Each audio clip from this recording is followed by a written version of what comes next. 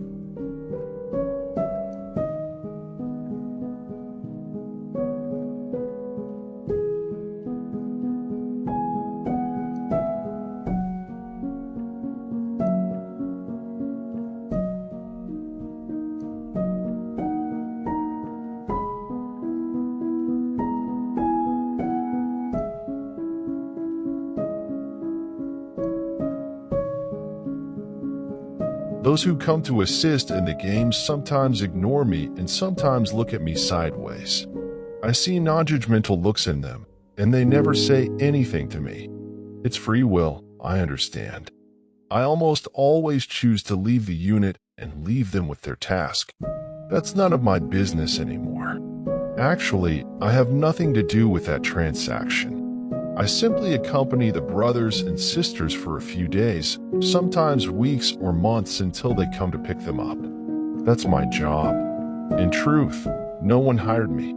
They didn't even interview me or give me training. I was another resident for several weeks until they came looking for me. What happened at that time, I don't remember well.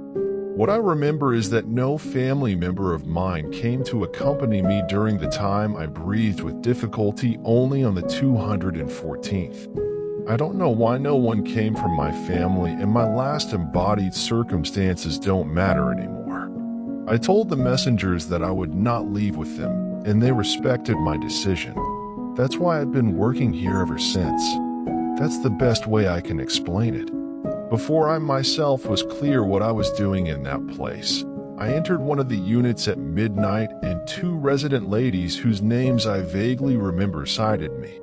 They were women with awakened faculties. At first, they were a little embarrassed by my presence. When they were talking to each other, one asked the other, "What's that? An angel?" "What an angel? Not what an angel is, a hospital ghost," the other lady said. Then he said, turning to me, "Go, in the name of the Holy One, you are leaving right now." I said, "Okay, but you don't have to yell at me." Then I went to sit in one of the hallways until I decided to get to work. I work mostly at night when residents are in that moment between sleep and wake. Some of them wait for me and don't fall asleep until after I visit them. I visited almost all of them during the months I've been in this job. What I do know is that I don't go into the 214, which was my unit. Just walking by and seeing the number on the door makes me sad. I don't even know who resides in what used to be my bed. I also didn't go to my funeral services, even though I was supposed to be the guest of honor. I have never been a friend of flattery or hypocrisy. But let's talk about interesting and enjoyable things like my work. I have as many stories to tell as there are units in this place. One night the chaplain stayed to pray with Dona Ana, the one from the 102nd, and I entered the unit. He had known the resident for years because she was a member of the same congregation. Her prayers were for Dona Ana to forgive someone who had caused her a lot of harm. I never knew the details, but that doesn't matter. I saw him working sitting on a chair next to the bed where the lady slept and holding her hand. I approached from behind and put my hand on his shoulder. Suddenly, the chaplain stopped his prayer and I said, "Don't stop. I'm just coming here to help." Remember Matthew 18, verse 20? From his lips escaped, "For where 2 or 3 are gathered together in my name, there am I in the midst of them." Then the chaplain began a much more devout prayer than he had done a few minutes ago. It wasn't long before Donna Anna let us know that she forgave and was ready to go. The chaplain took his free hand and covered the shoulder where I had my hand as if he were touching me. Excitedly he said, "Thank you, Jesus. My Lord, thank you." Apparently, the man had been confused that Jesus had laid a hand on his shoulder. I smiled and didn't correct or contradict him. I stayed in the unit for a few more minutes until they came to pick her up to leave. Without saying goodbye to the chaplain, Donna Anna, or anyone else, I went out into the corridor somewhat pensive but happy. Not so long ago, I visited Mr. Martinez, the one on the 107th, and we talked most of the night about my work. Martinez even invited me to go with the entourage that would soon come looking for him.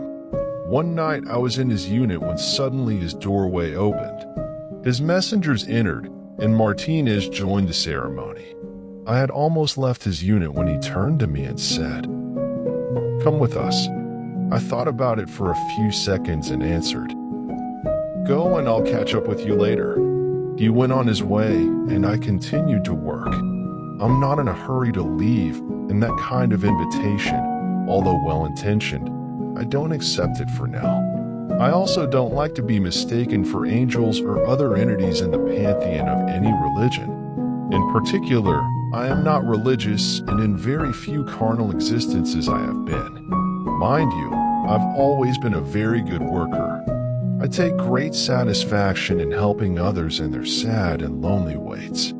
My work reminds me of Forrest Gump at the bus stop, with the box of chocolates, the far-fetched stories, a never-ending curiosity, and a tear or a smile when needed.